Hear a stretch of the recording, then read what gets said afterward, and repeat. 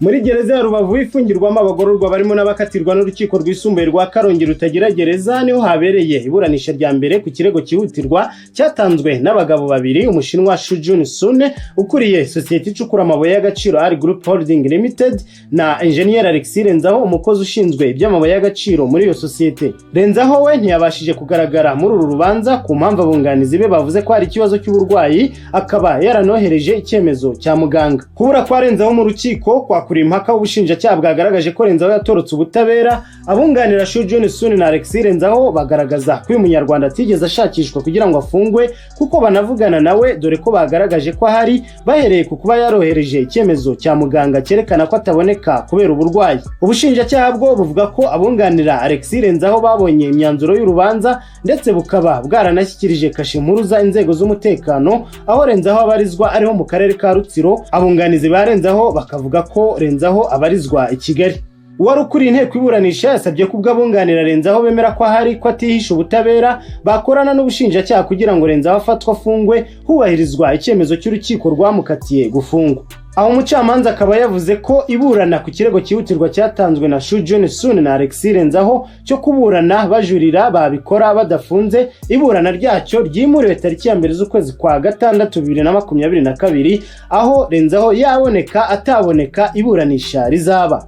Kwa 19 z'ukwezi kwa 4 2022 urukiko rwisumbuye rwa Karongi rwakatiye Shu Jun Sune igihano cyo gufungwa imyaka 20 rumuhamije icyaha cyicarubozo yakoreye abagabo batatu, akaba ari nacyo gihano gito giteganywa n'amategeko y'u Rwanda kwa hamwe n'iki cyaha. Naho Engineer Alexis Renzaho umunyarwanda wize mu Bushinwa ushinzwe iby'ubucukuzi bw'amabuye y'agaciro muri sosiyete ya Ari Group Holding Limited ahamwa n'icyaha cy'ubufatanyacyaha mwicarubozo akatirwa gufungwa imyaka 12 mu gihe mugenzi wabo bareganwa Nsanzimana Leonidas wari ushinzwe umutekano we yagizwe umwere. Shu Jun na Renzaho bataje ku munsi w'isoma ry'urubanza, urukiko rwategetse ko bahita bafatwa bagafungwa. Shu Jun Sune yarashakishijwe arafatwa arafungwa, naho Alexis Renzaho arabura. Urukiko rwisumbuye rwa Karongi ruha igihano Shu Jun Sune rwavuze ko rwasanze icyaha cyicarubozo gihama uyu mugabo kubera gukorera iyicarubozo abantu batandukanye barimo n'abakozi be yagiye akekaho kwiba amabuye y'agaciro, aho yatanze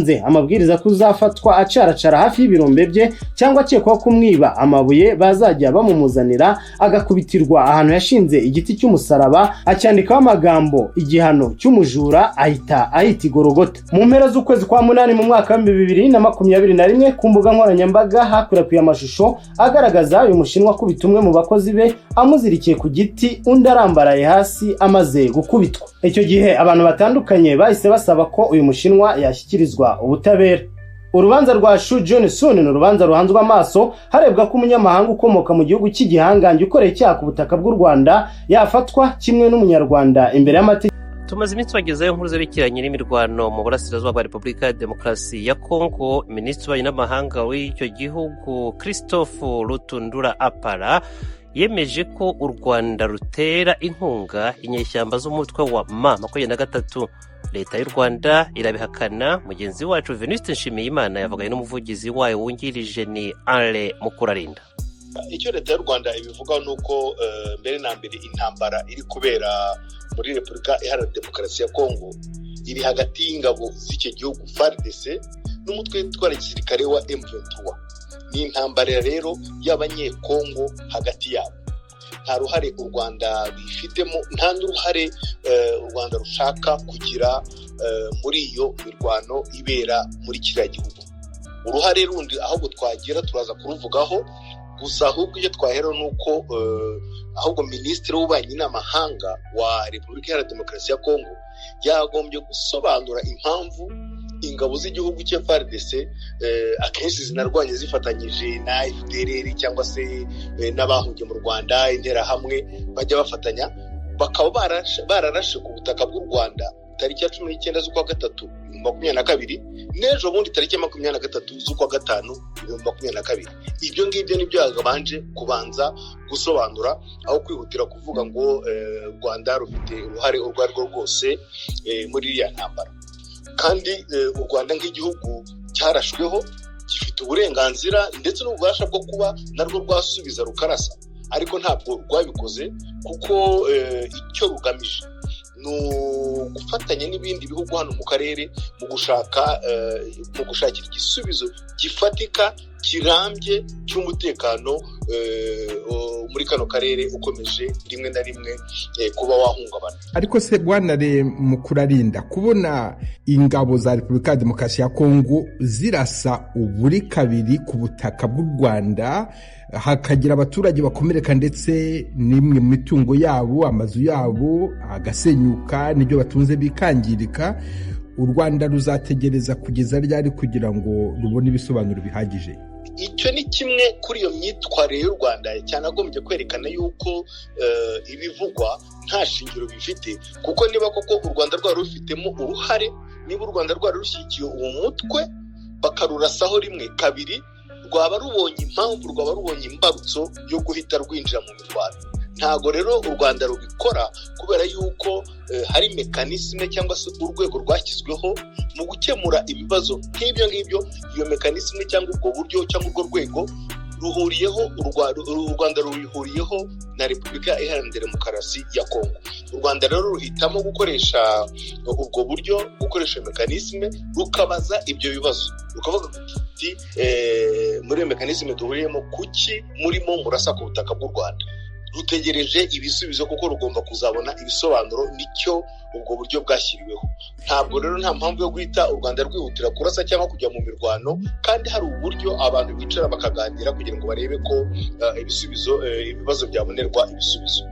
Ariko hari abaturage batuye muri utwo duce tuberamo imirwano, hari abavugiye ku ijwi ry'Amerika, ndavuga bari ahitwa Kanyarucinya, ko babonye abarwanyi ba M23 binjira muri Kongo baturutse mu Rwanda. Ayo makuru yo muyavugaho iki?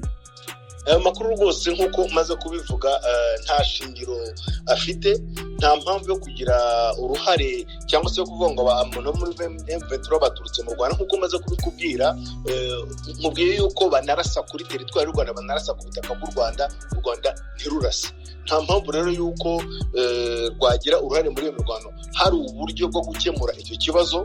Abaturage bashobora kuvuga ibyo bashaka, bashobora kuvuga bakurikije icyo bagamije, ntawamenya impamvu babivuga, ariko pozisiyo rwose y'u Rwanda irasobanutse nk'uko maze kubivuga. Pozisiyo ya guverinoma niyo ngiyo, nta ruhare twifuza kubigiramo. Uruhare guverinoma y'u Rwanda ishaka kugera mu kibazo kiri hariya ni ugushaka ahubwo umuti w'uburyo izi ntambara z'urudaca zahagarara.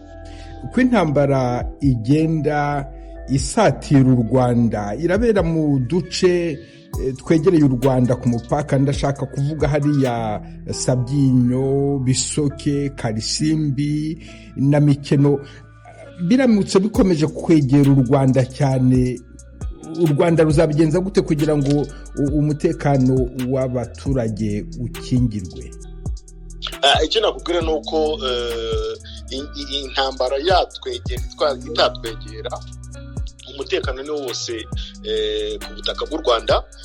Umupaka urarinzwe, nta kibazo gihari.